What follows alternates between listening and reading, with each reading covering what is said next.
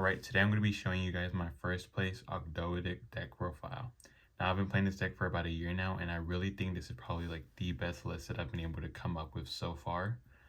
And yeah, this is going to be kind of like a long video because I am going to try to go more in depth. If you guys want like a combo video, you can check out the video that I recently posted before this one. But yeah, let's get right into the deck profile. So obviously for the Ogdoadics, we have 3 and 3 right here. You need to max out on both of these. They're both like 1-card starters in a way. And then I play 1 Zoha, 1 Curse, and 1 Nephlibis. I think this is probably the lineup. You don't need to play the Ogdoadic. I think that card just makes your deck worse going first and second. Because going first, if you commit to an Ogdoadic line, you like play extremely hard into like every hand trap. And then going second, you just like if you commit to an Ogdoadic line, it means that you either had to use this, or you had to hard summon the Ogdoadic, and that already like puts you in a really bad position. So honestly, like I feel like you just didn't need it. It adds more bricks, and I think the problem with this deck that I've seen a lot of people do is that they add just way too many bricks, and it just takes away from the consistency of the deck. Like in this version of the deck, I really cut down on like the bad cards, and I was able to fit down to like a 40 card list, and it's extremely consistent. And I honestly, like, I really love this list. But yeah, for like the monsters, these are like the only ones you need to play. And then for the spells, I only played 2 Daybreak and 2 Water Lily. I think 2 Daybreak is definitely required, especially for the grind game. And 2 Water Lily, I could see a world where you like cut this down to 1. But so far I've been liking it at 2. I don't think it's mandatory at 2. I think you could probably cut it down to 1. But I've been playing it at 2 and I like it. And then for your other 1-card starters, we play 3 Aratama, 3 Snake Rain, 3 Small World, and 1 Prosperity. So I think this is mandatory now. 3 Small World I feel like is also mandatory. I've been playing this card for a while now, and it's just amazing in this deck. Like this card literally gets you any card in your entire deck because you have so many ways to like get access to the cards. Like there's so many cards that have stuff in common. Like any one of these 6 go into Ash Blossom and then go into this, or like Valor into Ash Blossom into any one of these 9. So like you have so many ways to connect your cards that I think Smallwood is 100% mandatory. Snake Rain is kind of self-explanatory. And then Aratama. This is what sets my list apart from every other list, I feel like. I have not seen anybody else play this engine at all, and it really surprises me because of how well this card plays in this deck. So this completely replaces like the Dinosaur package, the Volzar, the Sinful Spoils package. I think that package is just completely terrible. Number 1, you play like 3 to 4 breaks, and number 2, if you play the Sinful Spoils package, you're wasting 3 cards in hand just to get access to 1 card, right? And then if they have like a Baylor and Permanent Ash, that card loses to that, and then you only have 2 cards left in hand. Whereas this package, all the cards in this package are good to draw. Like it's literally just 3 of these, and then your 1 Sakitama. And Sakitama is literally an extender. Like this is an amazing card to draw. And then this is just like another starter. So I think this package just completely replaces the other packages that people are running. It's 100% mandatory. And one thing about this package is that it doesn't conflict with any of your 1-card starters. So like that's a problem that I feel like a lot of other decks have with their starters, is that drawing multiple of them can kind of conflict, whereas in this deck none of these cards conflict with each other, right? Like you could draw 2, 3, 4 of these and none of them would conflict. Like they all make the combo better, or like they all allow you to play through more interaction from your opponent. And then this and Zoha are basically your normal summons of the deck, so you kind of have 4 normal summons. You could kind of count Nunu as a normal summon, but the way that I see Nunu is that Nunu is an extender that can either get you to a normal summon or it can get you to another extender. So that's why like Nunu is so versatile, and why none of your like starters conflict with each other. And then one problem that I was having was like the dinosaur engine, like the Volzar. Like if you would open Leos the Evolzar Leos with the Nunu, you would like kind of just still lose to one hand trap. Whereas if you open both of these, you don't lose to one hand trap. Because what I would do is that you would open Nunu and the Leos, and then you would try to obviously to play around a hand trap, right? You would special summon Nunu first, and then normal summon the Leos, and then if they like Ampermed or like Ash the Leos, you would at least still have the body from Leos to go into a King of the Feral Imps. However, if the Leos did resolve, you would kind of nag yourself in a way, because by summoning the Nunu and trying to play around a hand trap, you kind of screw yourself over because of the fact that Nunu locks you into reptiles while it's on the field. So then you aren't able to use Misk Engrave to get Animadorned to get access to another card. Whereas with this package, by playing around a hand trap, you go Nunu special, normal summon Aratama, add Sakatama, and then you're still able to go these two into King of the Feral Imps, get access to this special, and then you still have the body. You're still able to use the body from Aratama even though you have Nunu on board, because Aratama counts as a normal summon. Whereas with the Leos, you're not open to that interaction.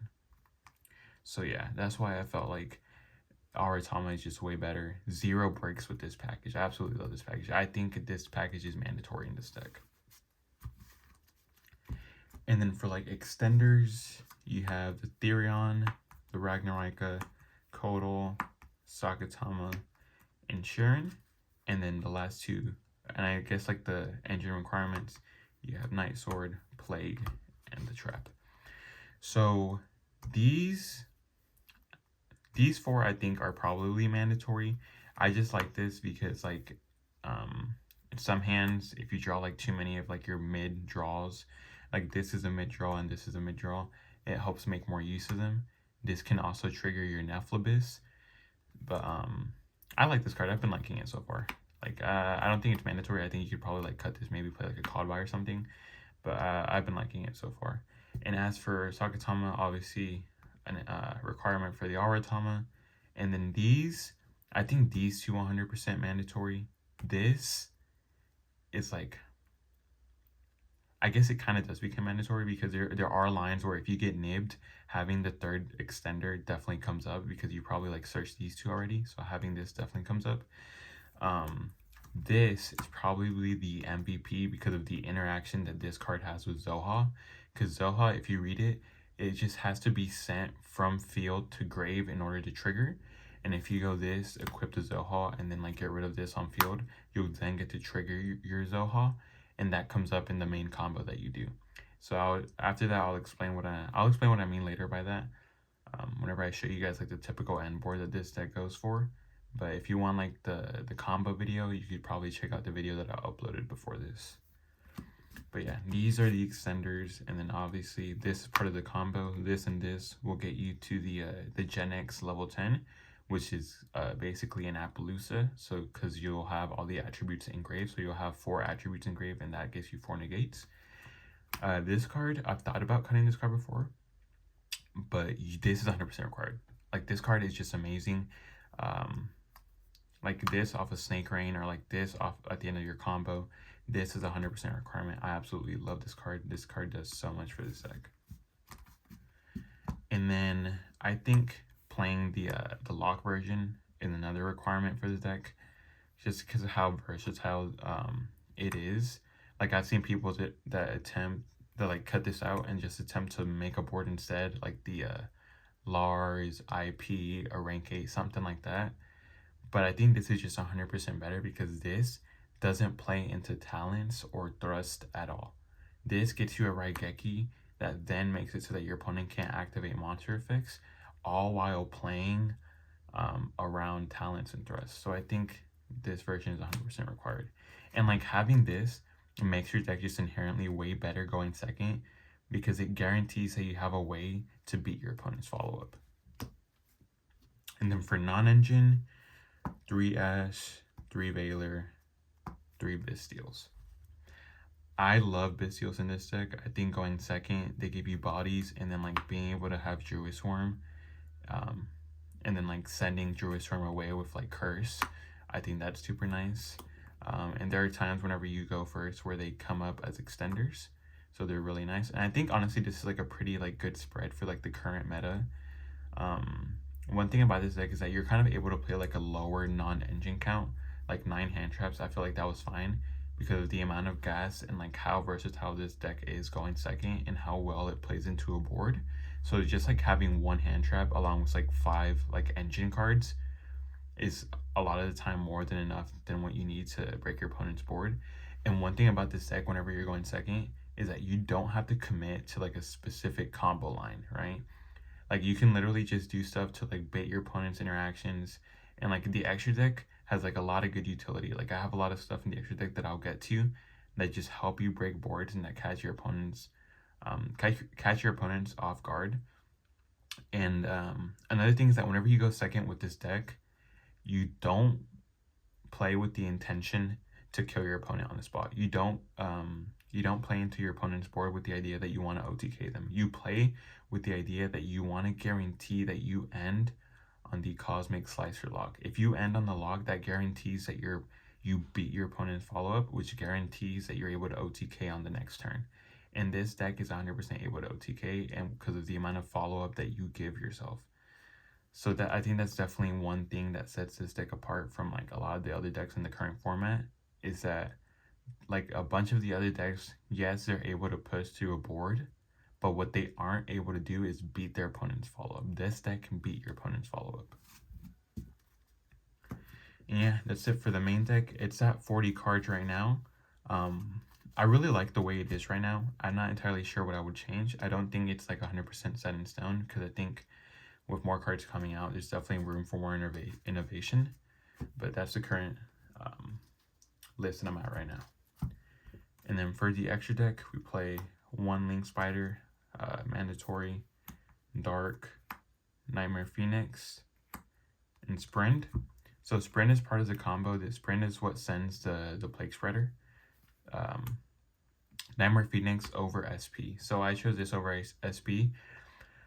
Mainly, honestly, because I never felt like I was in a position where I needed SP. And then like Nightmare Phoenix also discarding a card kind of plays well with the deck. And then just having 2 monsters, like sometimes you don't have access to an extra deck monster already on board to like be able to use the first banish off of SP.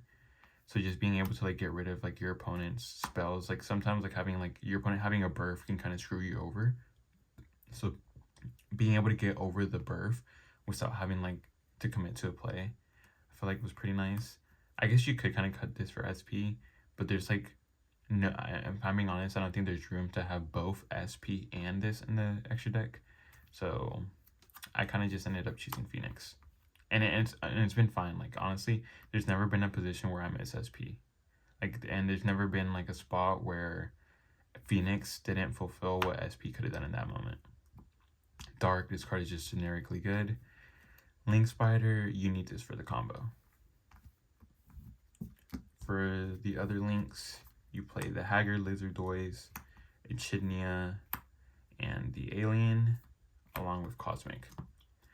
So 100% mandatory, 100% mandatory, 100% mandatory, and then this is pretty much mandatory. This gives you a water attribute engrave and just gives you a free draw. So it allows you to plus going first, get you more attributes for your negates going first because of the Gen X level 10. And then going second, honestly, this can kind of come up. There was one game where I needed to draw at least 1 monster, like any 1 monster off of this, and it ended up happening, and I was able to win the game because of it. But yeah, this card is just generically pretty nice.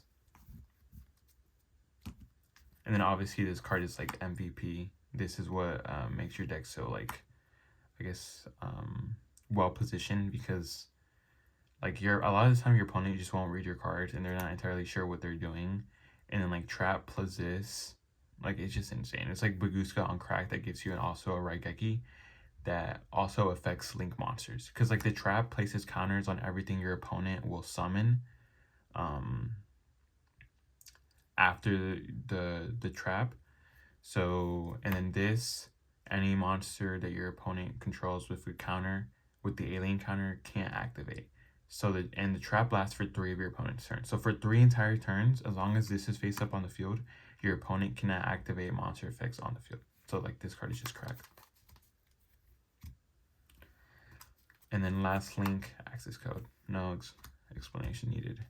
Then for XYZs, 2 king. You need 2 king for the main combo. You can always, and then you always just recycle 1 back, but 2 is 100% mandatory. Bazguska. This basically replaces the Ogdoadic, because before, with if you get drolled, you would kind of just try to go for like an Ogdoadic line, but this basically just replaces Ogdoadic. I think this is just way better also, because you aren't having to like commit resources or play into Nibiru. And then Exiton. So this card is actually cracked. Like I said, you don't have to commit to a specific combo line whenever you're going second with this deck. So like just being able to like whip out Exiton with the Spirit Engine catches so many people off guard. And then now that Appaloosa's gone as well, if they don't have like a way to remove the 2 bodies off of the Aratama, Exiton a lot of time is just enough to win the game right there.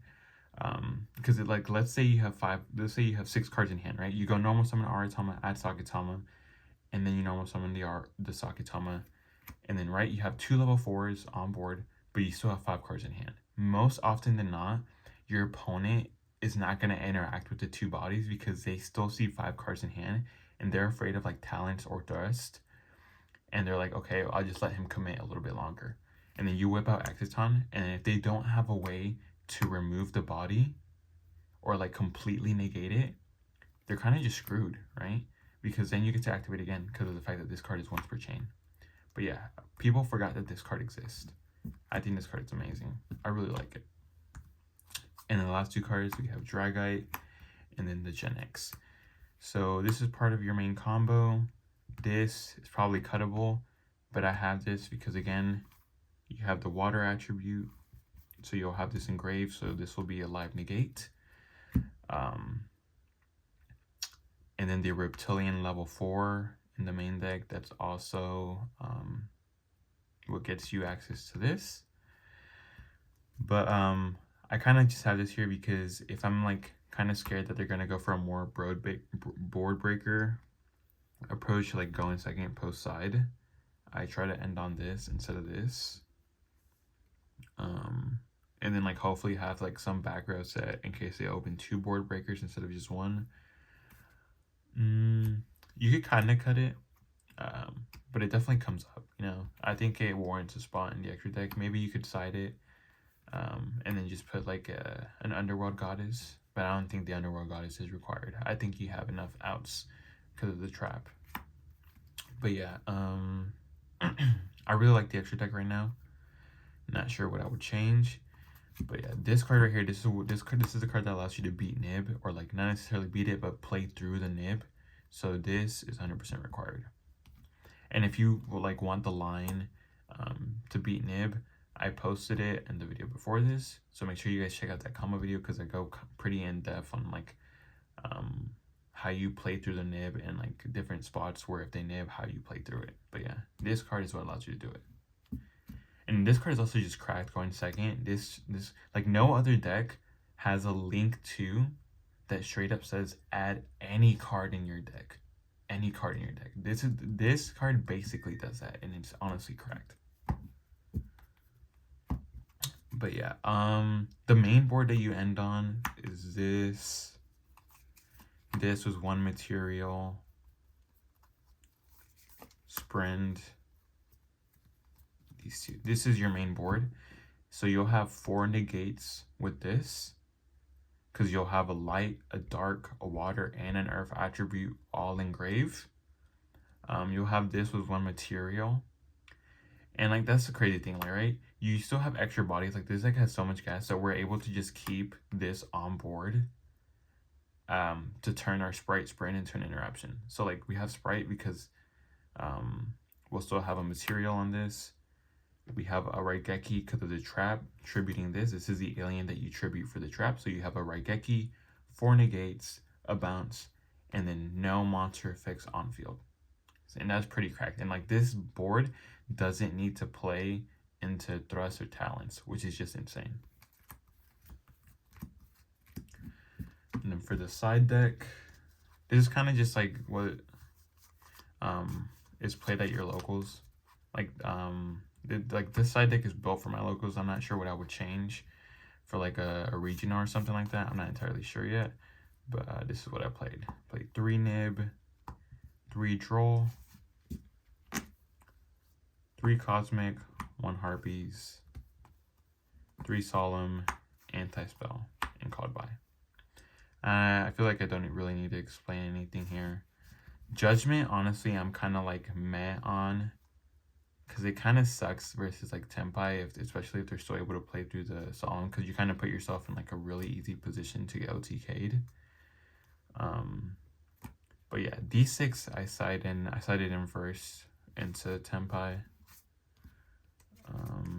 I guess these are kind of more like just combo decks in general. But yeah, I don't think I need to go in depth for the side deck. But yeah, that was pretty much it for the deck. If you guys have any like questions or like I didn't explain anything well, just let me know down in the comments, and I'll respond to you. You know, this is like my first time doing like a deck profile like this, so and I'm kind of like probably messing up with my words. But hopefully you guys understood everything that I said. And again, if you guys have questions, just let me know down in the comments. And then make sure you guys check out my combo video where I like go through the main line of how I end on that board. But yeah, I think the deck is very versatile. The deck does not lose to Nib. It plays through like the main hand traps really easily. Like you play through Ash and Perm Baylor extremely easily. You can play through 2 of them very easily. You beat Nib every single time. There's never been a time where I lose to Nib with this deck, because that's just how good the deck is. And like honestly, if you lose to Nib with this deck, I just feel like your combo line is kind of probably wrong then, because I've never been in a position where I lose to Nib. So yeah, make sure you guys check out that combo video. I do think this is the most consistent variant. But yeah, that's it for this video.